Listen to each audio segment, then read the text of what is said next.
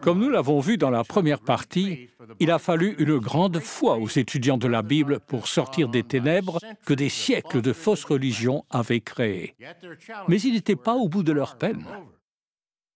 Jésus avait demandé à ses disciples de faire à leur tour des disciples de gens d'entre toutes les nations. Ainsi, un énorme travail les attendait. Mais le temps pour l'accomplir était limité, et ils auraient beaucoup d'adversaires. Par ailleurs, leur compréhension des Écritures continuerait d'augmenter et leur foi s'affinerait. Comme nous le verrons dans cette deuxième partie, les étudiants de la Bible allaient vivre ce que signifie vraiment faire briller la lumière.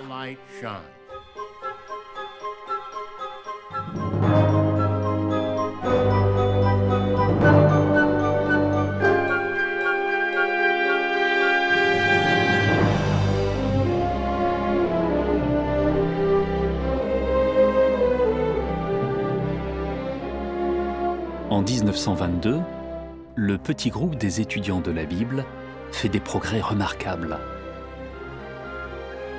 Ils viennent d'exprimer leur ferme détermination de proclamer le roi et son royaume jusqu'aux confins de la terre. Pour répandre cette bonne nouvelle, ils adoptent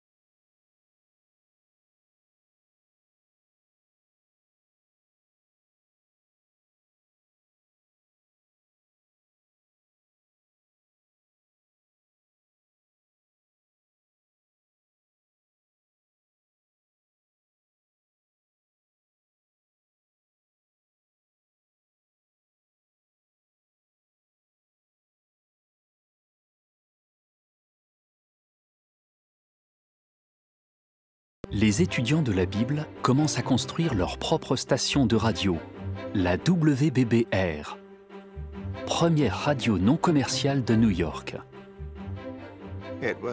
C'était un excellent moyen de toucher un maximum de gens.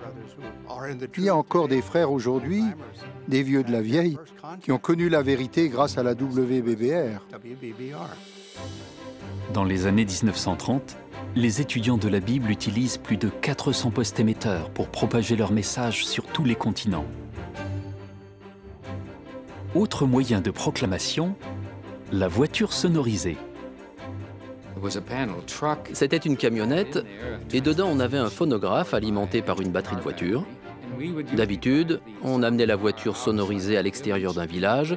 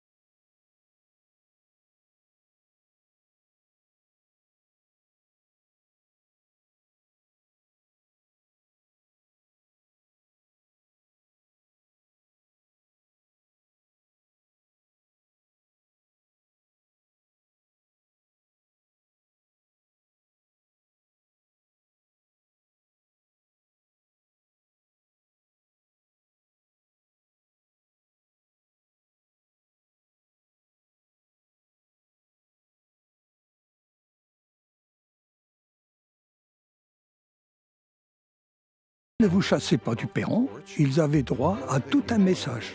4 minutes et demie. Madame, j'aimerais vous faire écouter quelque chose. Les années suivantes voient l'avènement d'autres méthodes de prédication encore, les pancartes et les marches publicitaires. De toutes les étapes de l'œuvre, celle-là a été un moment fort de ma vie. Ça me plaisait, on se serait cru dans une grande armée. plein de monde devant et derrière. C'était chouette. J'ai toujours aimé ces marches.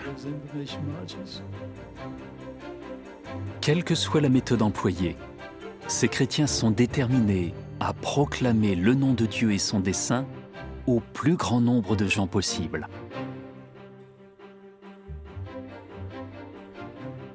Depuis 50 ans, ces évangélisateurs se font appeler les étudiants de la Bible. Mais plus ils comprennent les Écritures, plus il leur semble qu'un autre nom conviendrait mieux.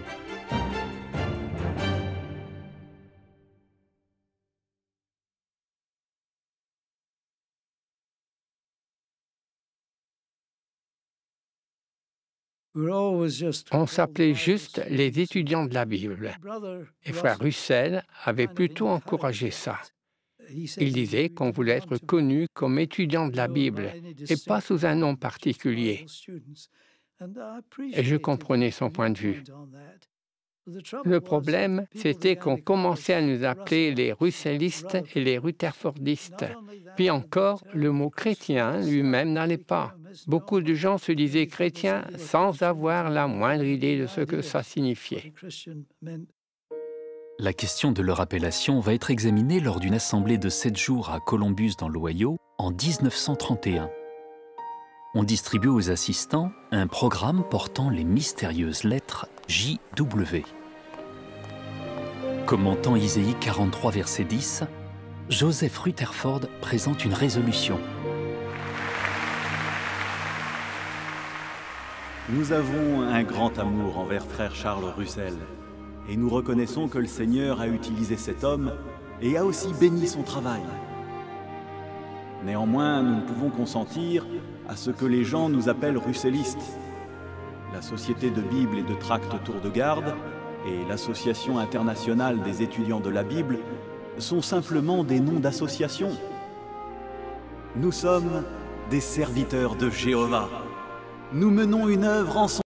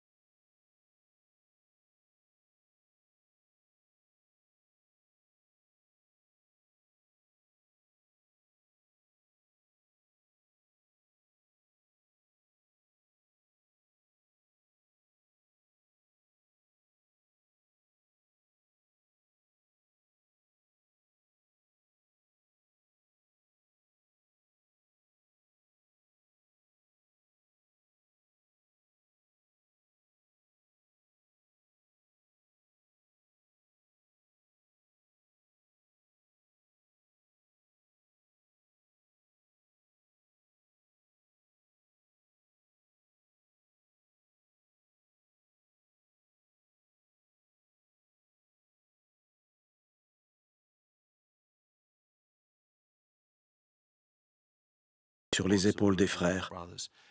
Au lieu de se concentrer seulement sur le rassemblement du reste des oints, voilà tout à coup qu'il fallait accomplir une tâche immense, porter le message à d'autres qui ensuite nous donneraient la main dans la prédication. Les témoins de Jéhovah cherchent encore et toujours de nouveaux moyens de faire briller leur lumière.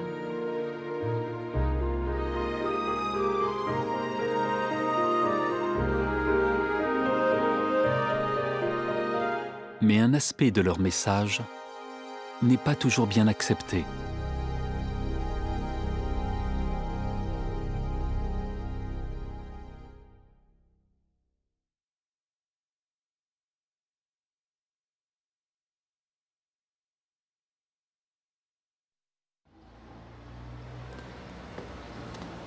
Les témoins de Jéhovah proclament que le gouvernement de Dieu est la solution aux problèmes mondiaux.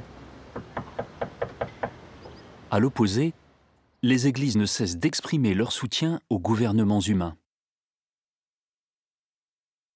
Les témoins de Jéhovah se font un devoir de sensibiliser les gens sur les positions prises par leurs chefs religieux.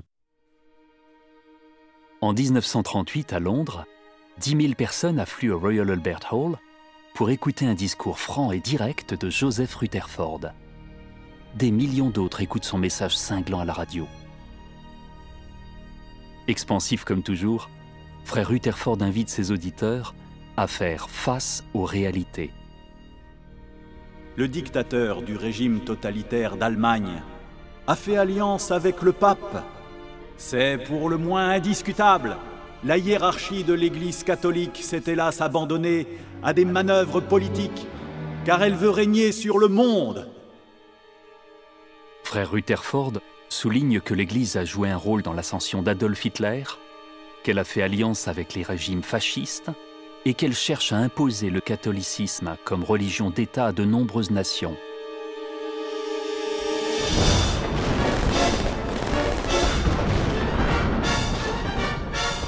Quand la Seconde Guerre mondiale éclate en 1939, presque toutes les grandes religions envoient leurs ouailles au combat.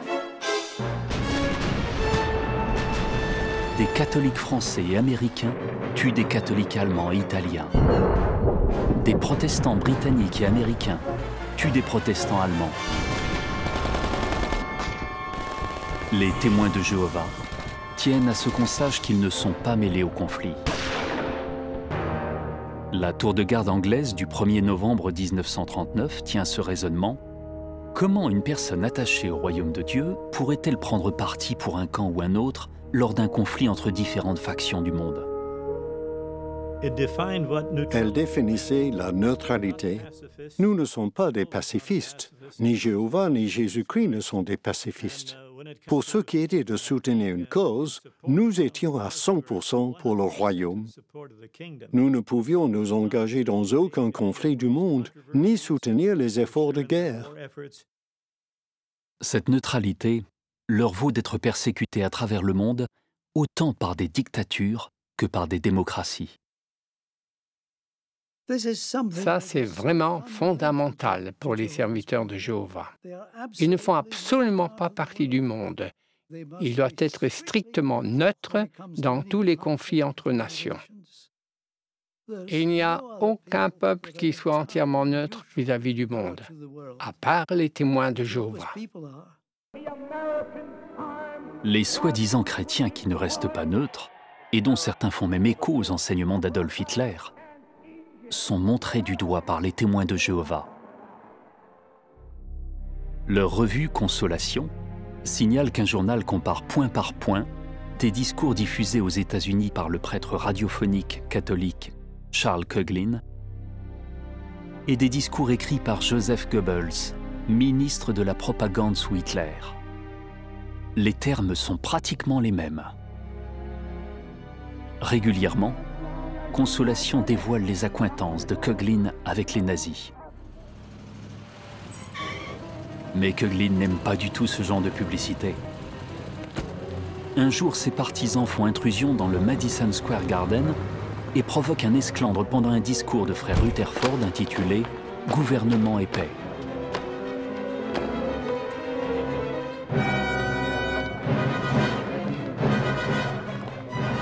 Les puritains ont fui la persécution religieuse en Europe et se sont installés en Nouvelle-Angleterre, dans l'espoir d'obéir simplement au vrai Dieu en fuyant toute intervention politique ou religieuse.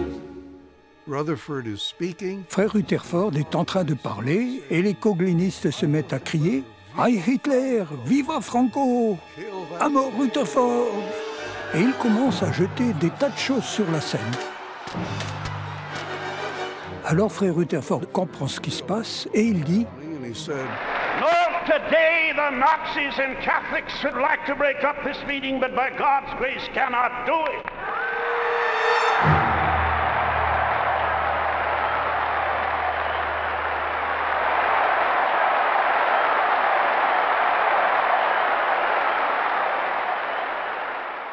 Si l'objectif de Coughlin était de décourager les témoins de Jéhovah, alors il a échoué complètement. Les témoins continuent de dénoncer l'immixtion de la religion dans la politique. Et ils restent neutres dans la Seconde Guerre mondiale. Bientôt, ils proclameront hardiment une prophétie biblique qui laisse entrevoir l'issue du conflit.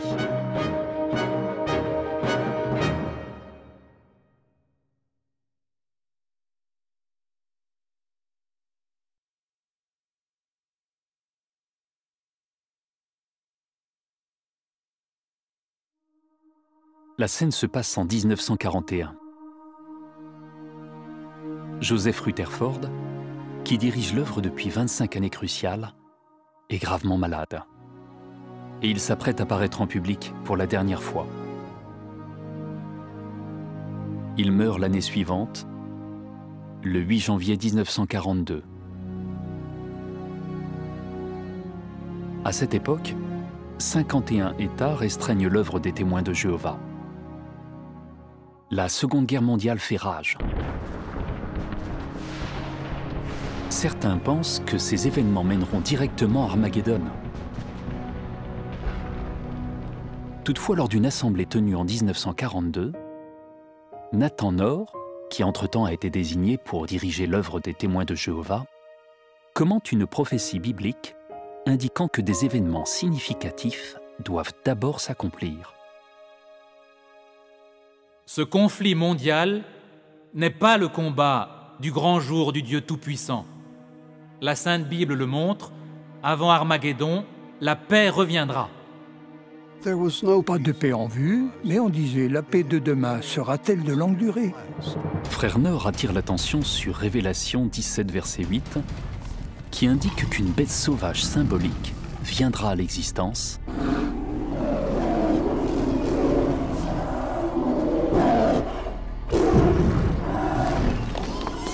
cessera d'exister, mais ensuite reviendra à la vie. Frère Knorr attire ensuite l'attention de son auditoire sur la défunte Société des Nations. La SDN, c'est vrai, est d'une certaine manière en pleine léthargie. Et elle a besoin d'être ranimée, si tant est qu'elle puisse revivre. Oui, elle est dans un abîme d'inaction et d'inefficacité. Elle n'est pas. Restera-t-elle au fond du trou? Encore une fois, la Bible répond, cette fédération de nations se relèvera. Et cette organisation se relève 3 ans plus tard, sous le nom de Nations Unies. Ils ne savaient pas qu'on l'appellerait les Nations Unies, mais qu'elle réapparaîtrait. C'est-à-dire qu'il y aurait une période de paix après la guerre. Quand on est reparti dans le service après cette assemblée, on avait compris qu'il fallait se bouger, étudier avec les gens, leur enseigner la Bible et leur faire découvrir le peuple de Dieu.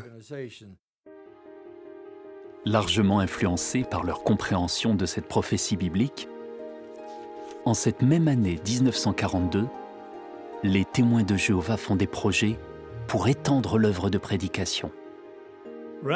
On ne s'est pas dit « on va tout arrêter ». Non, un territoire s'ouvrait et c'était le moment ou jamais de donner un immense témoignage.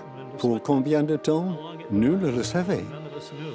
1 Pierre chapitre 3 verset 15 dit... Pour préparer les témoins de Jéhovah à ce nouveau domaine d'activité, Frère Knorr et son équipe créent Gilead, l'université biblique de la société Watchtower, en vue de former des ministres à plein temps au service missionnaire. Demande raison de l'espérance qui est en vous. Ils conçoivent également le cours pour le ministère théocratique en vue de former chaque proclamateur à communiquer ses croyances. C'était un excellent exemple. Ce qu'ils diraient viendrait du cœur. Ils pourraient ouvrir leur Bible, expliquer des versets. Ils recevraient donc une formation pour représenter Jéhovah de façon encore plus puissante. Cette formation fait plus qu'aider les témoins à vaincre leur peur de parler en public. Elle affermit leur congrégation et les prépare aussi à donner hardiment le témoignage à des auditoires d'une toute autre dimension.